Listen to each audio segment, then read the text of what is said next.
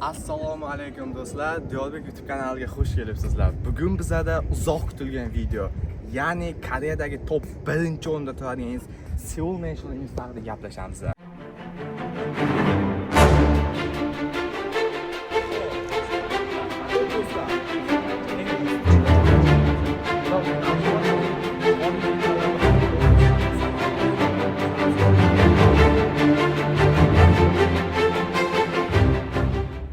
Videoni boshlashdan oldin kanalimga obuna bo'lishni unutmang. Qani bo'lmasam ketdik. Xo'p do'stlar, institut haqida gaplashadigan bo'lsak, hozirgi kunda bu institutda 30 mingta student tahsil oladi. Undan qariyb 16% xorijiy studentlar tashkil etsa, qolgan qismi koreys studentlarga to'g'ri keladi. Hozirda bu institut Koreyada top 1% bo'lgani uchun xorijlik studentlarni qabul qilish foizi 16%. Bu juda ham past ko'rsatkich. Ya'ni har 100 ta topshirgan insonni 16 tagina baxtli talabi bu institutga qabul qilinadi.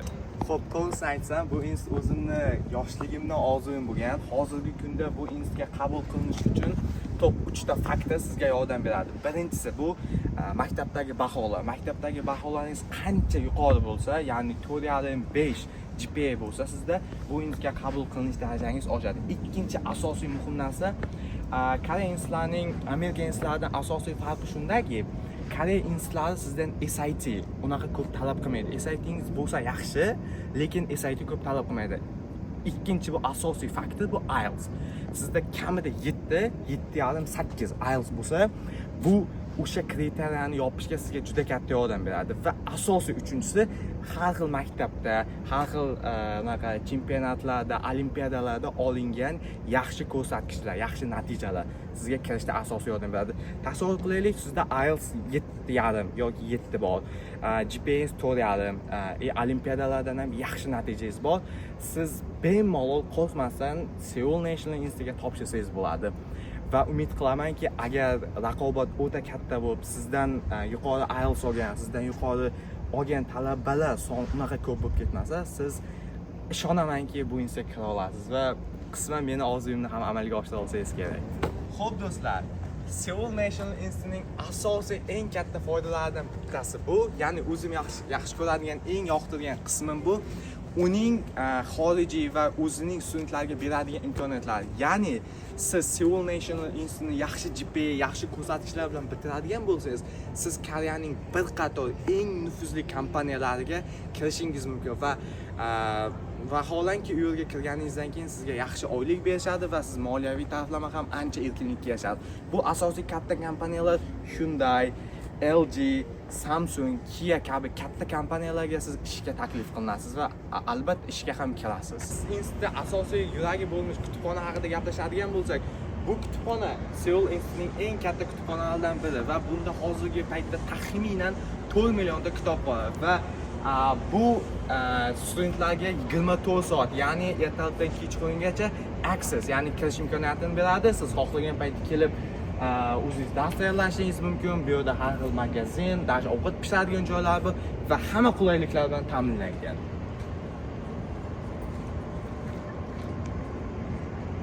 Biz mana institutning ham ovqatlanish, ham do'kon qismiga keldik. Bu yerda asosan studentlar o'zlariga tez tayyor bo'ladigan lapchalar, har xil tez tayyor bo'ladigan ovqatlarni pishirib, o'zlari tanovul qilishadi va bu do'kon vazifasini ham bajaradi. Men bu faktlarni eshitgandan keyin prosta shokka tushdim. Miyam portlab ketdi. Ya'ni bu institut bitirgan asosiy 3-4 ta milliarder va butun dunyo liderlari bitirib chiqqan ekan. Birinchi inson multimilliarder LG kompaniyasining rahbari aynan Seoul National Institute tahsil olgan ekan. Ikkinchisi bu Koreyaning sobiq prezidenti, ya'ni Janubiy Koreyaning sobiq prezidenti mana shu institutda o'qigan ekan. Va uchinchi asosiy inson MMT rahbarining bosh sobiq kotibi mana shu institut tahsil olgan ekan. O'shaning uchun bu institutlar beradigan imkoniyatlar просто nereal guys. Просто nereal. Xo'p, endi hammani qiziqtirgan savolga javob berib o'tib ketsak, ya'ni bu institutning kontrakt to'lovlari qancha? Bu semestr, ya'ni Koreyada shunaqa, masalan, 1 yilga bitta to'lov qilmaysiz, har 6 oyga bitta to'lov qilasiz va bitta to'lov o'rtacha $4,000 dan $8,000 gacha bu sohasiga qarab farq qiladi, bo'lishi mumkin. Lekin bu ko'pchilikga qimmat eshitilishi mumkin, lekin guys ishoninglar, bu inst beradigan imkoniyatlar, bu instalarga taqdim qiladigan har xil imkoniyatlar oldida bu shunchaki kichkinagina raqam bo'lib qoladi. Chunki bu instani bitirib turib, siz bitta ishingizni o'zida kamida 5000, 6000 dollardan oylikka ega bo'lishingiz mumkin. Va albatta eng muhimi bu inst diplomi bilan siz butun dunyoda top 1%, ya'ni top 1% milliarderlar, top 1% eng aqlli insonlar, Elon Musk, Jeff Bezos hamma insonlar qatoriga kirishingiz mumkin. Xo'p do'stlar, hozir meni e'tiborimni asosan tortgan bitta narsaga e'tibor qaratishni xohladim. Ya'ni bu institutdagi facilitylar. Cafe Picasso, Harris Bagwiti, bitta institut ichida ikkita desert, katta ikkita mashhur desert markazlari bor. Va bu uchinchisi Lotteria. Lotteria shunaqa joyki, bitta markaz, bitta bino o'z ichiga shopping markazi, har xil bolalar o'yingohi, har xil eng mashhur narsalarni joy oladi. Bu xuddi o'zimizdagi Samarkand City yoki Family Center, Cargo Centerga o'xshaydi. Bu bitta institutda joylashgan narsa. Va undan keyin ikkita magazin, har xil ko'ngilochar joylar, bolalar har xil klublarga borish uchun har xil ko'ngilochar klublar, golf center, stol tennisi, hamma sharoitlar bor. Просто kelish kerak, o'qish kerak. Xo'p do'stlar, biz mana hozir o'sha asosiy katta kutubxonachiga kirdik, lekin afsuski ko'rsatib qo'ysangiz ham bo'ladi. Bu yerga shu yerda o'qiydigan sizning karta kerak. Afsuski bu karta yo'q. Atrofdagilar bizga qarayapti, chunki yuzimiz ham bitta Seoul Nation'da o'qiydigan bolalarga tortmayapti-da. O'shani asligini ta'kidlab etamiz bu yerda. Xo'p do'stlar, hozir sizlar bilan Seoul National Institute'ni Koreyadagi o'rtacha darajadagi institutda o'qiydigan akamizdan fikrlarni bilamiz. Haqiqiy muzika otizini aytadi.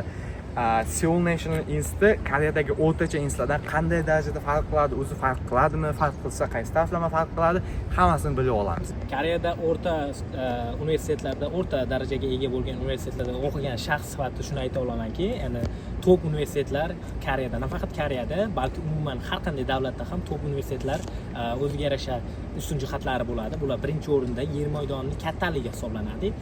Har bitta top universiteti yer maydoni katta bo'ladi. Hozir biz turgan Seoul National University ham u boshidan bu boshigacha avtobus bilan borsa bo'ladi. Masalan, o'zim Anyang Tehakyoda, ya'ni Anyang universitetida o'qiyman.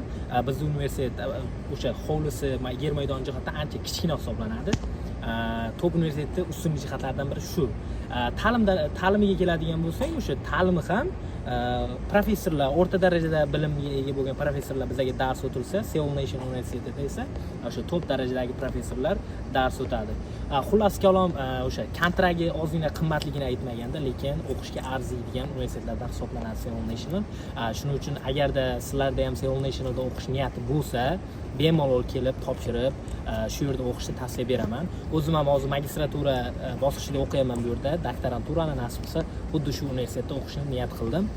Sizlar ham bemalol kelib, xudo xolasa birga o'qish nasib qilsin. Xo'p, institut lokatsiyasi juda ham ajoyib joyda joylashgan. Ya'ni u tarafi ham tog', institut bu tarafi ham tog', institut bu tarafi ham va to'rtta tarafi ham tog'. Institut xuddi shunday tog'ning orasiga qurilgan, xuddi tog'lar ham atayin institut unaqa barpo bo'lganda to'rtta taraf ham tog' bilan o'ralgan. Xo'p do'stlar, mana videomiz o'z yakuniga yetmoqda. To'g'risi men o'zim bugungi video hali birinchi videom.